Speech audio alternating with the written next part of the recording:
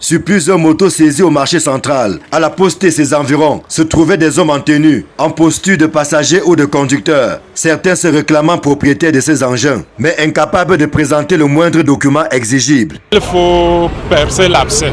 L'exemple vient d'en haut. Les hommes en tenue en général doivent comprendre qu'ils doivent être les premiers à respecter la réglementation parce que la politique du 2 poids 2 mesures donne un sentiment d'injustice. De quoi irriter le préfet du Foundi, qui sans le vouloir, s'est retrouvé en train de manier la carotte et le chou. On peut comprendre encore qu'on utilise la moto pour des besoins de service, mais malheureusement nous constatons que même les motos qui font dans le transport à titre onéreux appartiennent à plusieurs personnes, pas forcément les hommes en tenue, mais les fonctionnaires en général.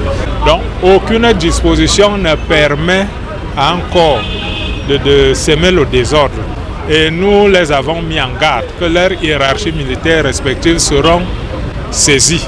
Des dizaines d'engins ont ainsi été saisis, puis conduits à la fourrière municipale. Ce n'est pas de gaieté de cœur pour l'autorité administrative, qui entend néanmoins utiliser tous les moyens légaux pour rétablir l'ordre au centre urbain. Nous allons pourchasser les auteurs du désordre urbain. Nous avions en son temps sensibilisé et resensibilisé qu'on ne voulait plus voir les motos dans le périmètre urbain. Malheureusement, vous avez constaté avec nous que le phénomène persiste. Donc nous invitons encore les uns les autres à une compréhension. L'activité de mototaxi n'est pas interdite à Yaoundé, mais elle est interdite dans certaines zones, notamment le centre urbain.